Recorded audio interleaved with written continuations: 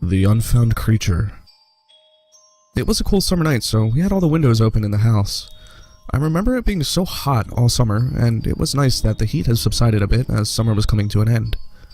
I was sitting in my living room flipping through channels. I had never really stayed up to watch TV at night, especially not as late as it was. My living room had always given off this uneasy feeling, and no one I lived with ever wanted to be down there at night, especially not alone. But tonight, for some reason, I found myself sitting alone in the room, thinking nothing would happen. I was home alone, which was strange considering I lived with a ton of people, so someone was always home. I was going back and forth between watching TV and scrolling through Facebook on my phone when I heard a strange growling noise. It was unlike anything I've ever heard before. It sounded like a demonic animal that had been somewhere outside. I was so afraid to get up and look out the window, like the chicken shit that I am, so I ignored it and went back to my phone. It must have been an animal or something, I thought in my head, nothing to be worried about. About 15 minutes or so went by, and the growling happened again, only this time it was louder, and sounded closer as well. I walked over to the window to see what had been happening outside, but I couldn't see anything, so I just sat back down and went back to what I was doing. Just as I sat down, the growling was back, but this time, it happened 3 times, getting louder each time. After that, I saw a huge dark figure run across my front yard. I grabbed my phone as fast as I could, ready to call my boyfriend, but it was dead. How could it be dead? It was just at 63%. It was impossible. I looked out the window again, and nothing was there. It must be some damn kids fooling around outside. But still, I went to all the windows, shut them, locked them, and put the blinds down. I went to shut everything down, but before I could start turning everything off, the power went out. Just my luck. I scrambled around for a flashlight, but the batteries in it were dead. Then, the lights started flickering on and off, and all the blinds in my house shut up. The growling started again, and this time, it was not stopping. I could see this big, ugly creature outside the window, looking in at me. I was absolutely terrified. What the fuck was it? It looked like something absolutely unreal. I ran up to my room, shut my door, and locked it. The lights came back on and everything seemed to be at ease. I looked out the window one last time and the creature was gone. But I noticed something on my arms. I was all scratched up. Some of the scratches were even bleeding. I never even felt anything scratch me. Was it the thing that was in my house when the lights went out? What did it want from me? Just then, my mom pulled in the driveway, and I ran downstairs to explain to her what happened, but as soon as I went to show her the scratches on my arms, they were magically gone. How was this happening? I told her about the creature, but she just laughed at me. It had been raining that night, so I figured there had to be footprints out on the lawn, so my mom picked up the flashlight and turned it on, but the batteries were just dead. We went looking for something, anything, that this beast could have left behind, but there was nothing. My mom suggested that I go get some rest. It must have been the show I was watching on TV that night, but I knew what I saw. I know I didn't imagine it. I was never caught dead in the living room by myself again. I never did find out what that creature was, but I won't ever forget what it did to me. The reason why I hate dolls so much. I was about 6 years old when my sister was born. I spent a lot of time looking after my sister while my mom went to work or out for the evening when she couldn't get a babysitter. My sister used to get a lot of hand-me-down toys, you know, like little girls usually do. I'm talking little puppets to go on her shelf, stuffed teddies, dolls, etc., you know, the usual stuff, and one of the things she got was a giant Raggedy Ann doll that was as big as my sister. I was 8 years old by the time my sister had moved into the room opposite of me, because I could keep an eye on her while my mom wasn't around. I don't really remember the time or the date, but I do know it was a school day, and I remember the whole day. I didn't feel well, like all kids do sometimes, and Mom called in sick for me, left me some paracetamol, and left for work. A few hours went by, and I was woken up by my sister crying. I went in, and she calmed down, and I went back to sleep. Around 10 minutes go by, and I hear my sister crying again. I roll over and take off the covers when in the door was my sister crying with her giant Raggedy Ann doll in front of her. I get up and ask her what's the matter, and she asks if she can stay in my room. I have to turn her down because I'm sick, but I tell her she's more than welcome to sleep on the floor if she brings in her covers and pillows and roll back over onto my pillows. An hour goes by when I hear my sister playing with my toys. Annoying, I roll over to ask her to keep it down, but she isn't in my room. My toys have been played with and scattered around, but my sister isn't there. I got out of bed and made my way to her room again, but as I entered, she started crying again. I shrugged and started to walk over when I hear heavy breathing. It was like her crying volume was turned down in my head so I could hear the breathing. I turned around, but alas, nothing was there and my sister stopped crying. I went to the front room to watch some TV for a bit, but my headache was too much for me to continue, so after about an hour, I went back to my room. When I entered my room, my toys had been put away. Freaked out, I ran into my bed and under the covers and closed my eyes. I counted to 10 and pulled the covers down a bit so I could see. In my doorway was the doll, again, but my sister was nowhere in sight. I hid under the covers again and counted to 10. As I peeked under the covers again, the doll was on my playing mat. I quickly pulled the covers over and closed my eyes, saying that it was just a dream. A few minutes went by and I started to calm down when I heard the heavy breathing again. I didn't want to look, I really didn't, but curiosity got the best of me and I wanted to see what it was. After all, none of this could be real. As I slowly peeked from under the covers, the doll was standing there. It couldn't see me, but I could see it. I pulled the covers over and began to scream. What else could I do? A few seconds later, I heard my sister asking me if I was okay. I pulled the covers back and sat up. I looked to the side and there was the doll, in a heap on the floor next to my bed. I asked my sister to pick up her doll, take it with her, and that I would put her back to bed. After putting her to bed, I stared the doll down as if it should respond to me. With the doll doing nothing, I went to the kitchen to grab some water when I heard a crash from my sister's room. I put the drink down and proceeded to go down to the hall when the doll was sat in my sister's doorway.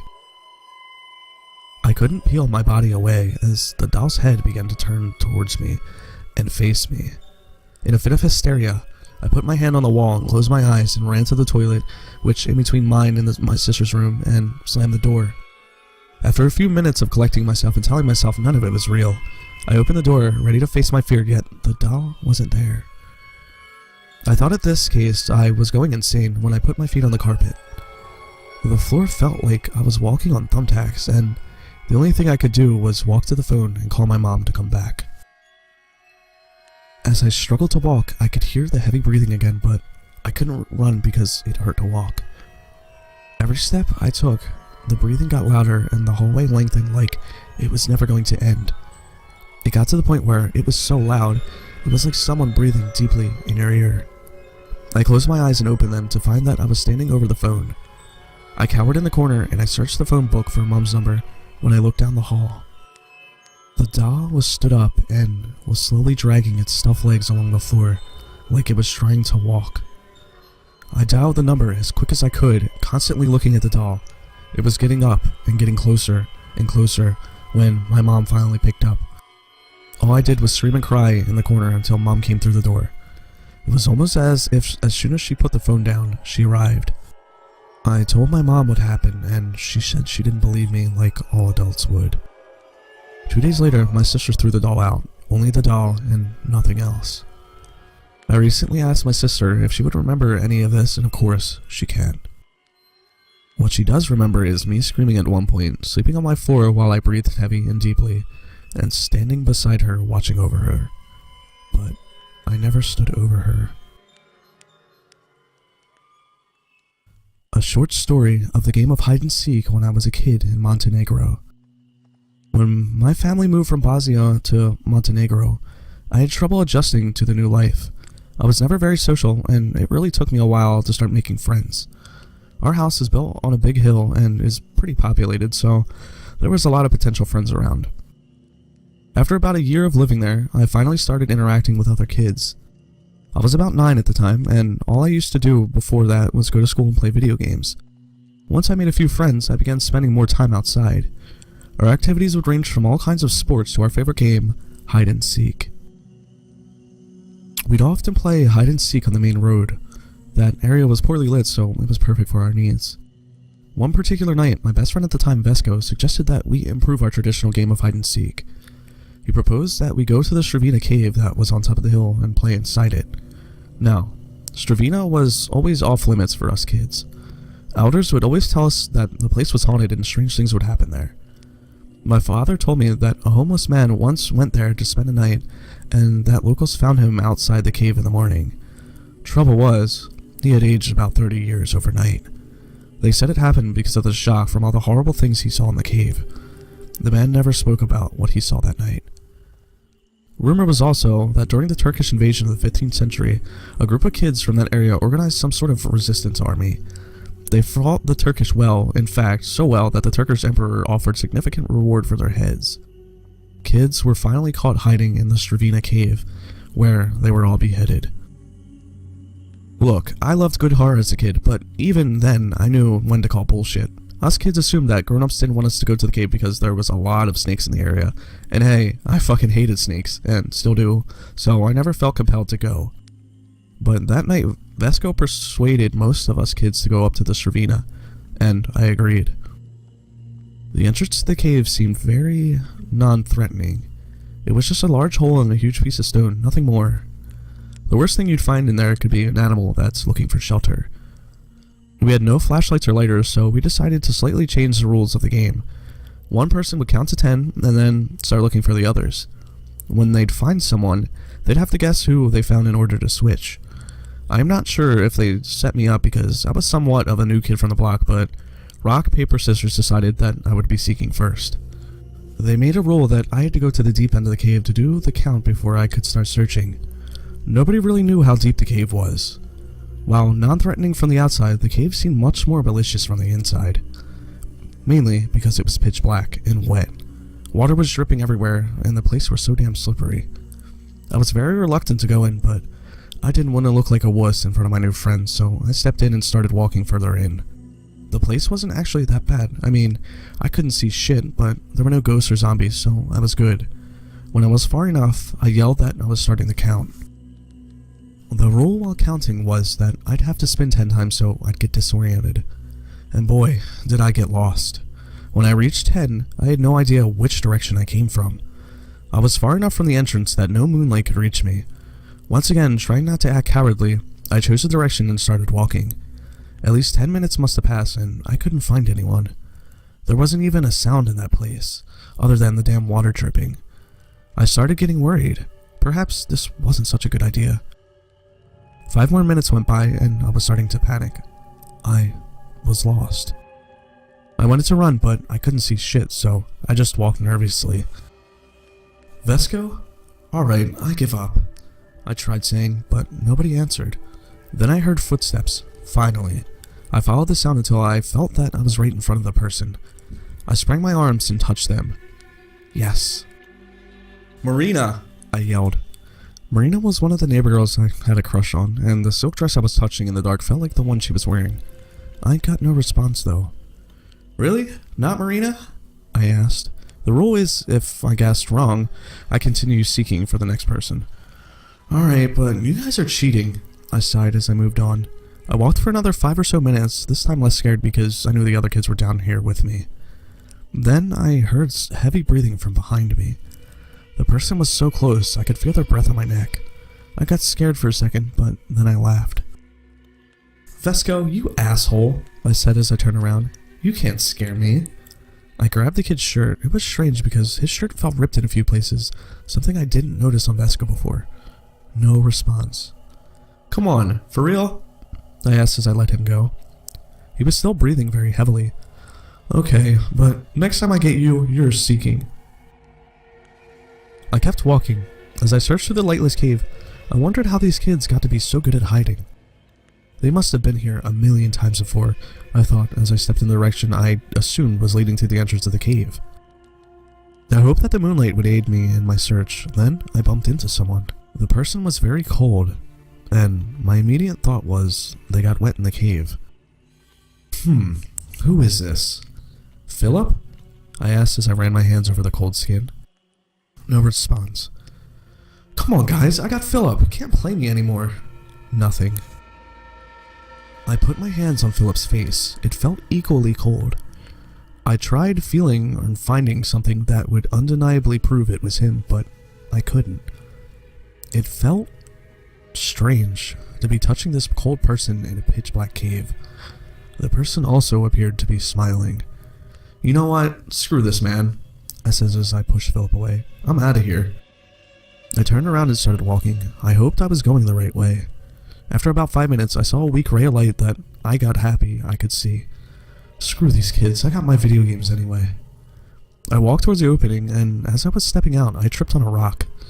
A burst of laughter broke the silence I was in for the past 30 minutes or so. I looked up and saw them. All of my friends. Vesco, Marina, Philip, Dragon, Dusko, and Darko. They all stood some 20 yards from the cave, looking at me laughing. I was still on the ground, wet from the cave's moisture, dirty, and now with a bleeding knee. How the hell? I asked as I got up. How'd all of you beat me out? They started laughing again. Seriously, is there a shortcut out? I asked as I tried wiping the blood off my knee with a leaf. They laughed some more, and then Vesco walked over to me. Sorry, man, it had to be done. What had to be done? I looked up. We were just messing with you. We never go in that place. I laughed. You never stop playing, huh? I said, getting ready to leave. No, we do this to every new kid on the street. You're one of the few who actually went in. You're cool, dude. The others walked over and gave me the looks of approval. So, you're telling me that none of you went in with me?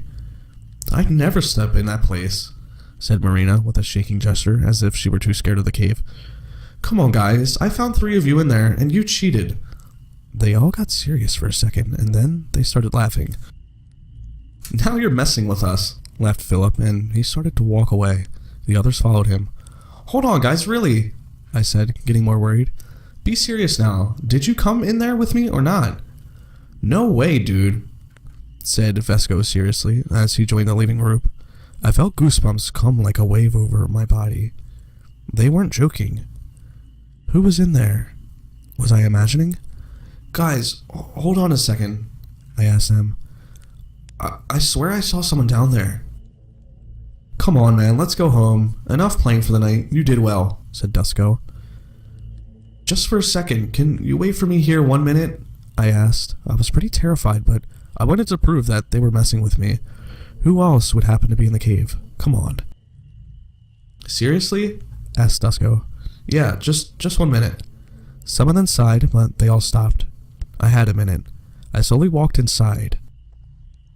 I had a bit of moonlight hitting my back, so I could see the surroundings. There was nothing there. I looked back and saw all 6 of my friends waiting outside. I made a few steps, enough to get away from the light. I immediately regretted it. I stopped. Nothing was happening. There was no sound, not even the water.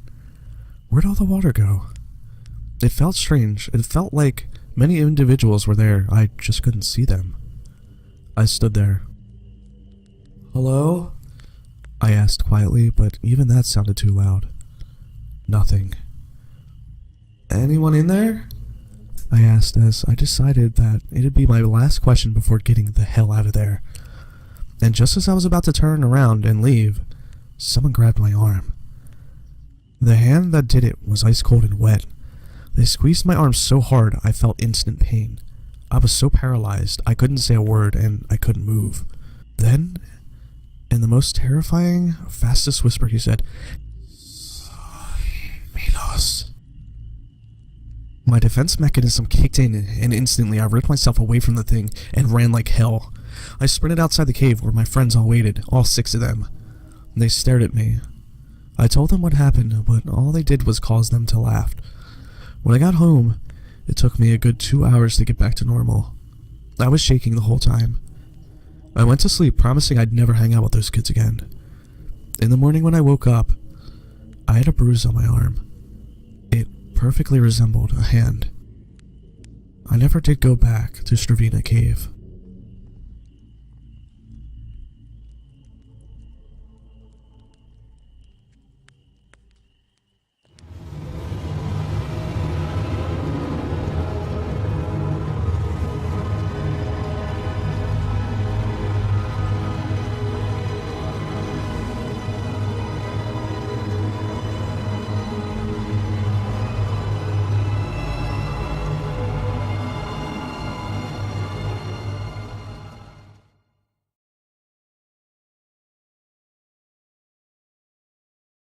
These are 3 terrifying paranormal stories. The Unfound Creature. It was a cool summer night, so we had all the windows open in the house. I remember it being so hot all summer, and it was nice that the heat had subsided a bit as summer was coming to an end. I was sitting in my living room flipping through channels. I had never really stayed up to watch TV at night, especially not as late as it was. My living room had always given off this uneasy feeling, and no one I lived with ever wanted to be down there at night, especially not alone. But tonight, for some reason, I found myself sitting alone in the room, thinking nothing would happen. I was home alone, which was strange considering I lived with a ton of people, so someone was always home. I was going back and forth between watching TV and scrolling through Facebook on my phone when I heard a strange growling noise. It was unlike anything I've ever heard before. It sounded like a demonic animal that had been somewhere outside. I was so afraid to get up and look out the window, like the chicken shit that I am, so I ignored it and went back to my phone. It must have been an animal or something, I thought in my head, nothing to be worried about. About 15 minutes or so went by, and the growling happened again, only this time it was louder, and sounded closer as well. I walked over to the window to see what had been happening outside, but I couldn't see anything, so I just sat back down and went back to what I was doing. Just as I sat down, the growling was back, but this time, it happened 3 times, getting louder each time. After that, I saw a huge dark figure run across my front yard. I grabbed my phone as fast as I could, ready to call my boyfriend, but it was dead. How could it be dead? It was just at 63%. It was impossible. I looked out the window again, and nothing was there. It must be some damn kids fooling around outside. But still, I went to all the windows, shut them, locked them, and put the blinds down. I went to shut everything down, but before I could start turning everything off, the power went out. Just my luck. I scrambled around for a flashlight, but the batteries in it were dead. Then, the lights started flickering on and off, and all the blinds in my house shut up.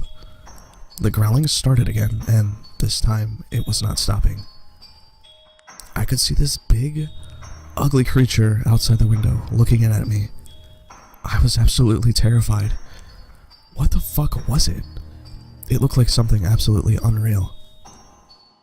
I ran up to my room, shut my door, and locked it. The lights came back on and everything seemed to be at ease.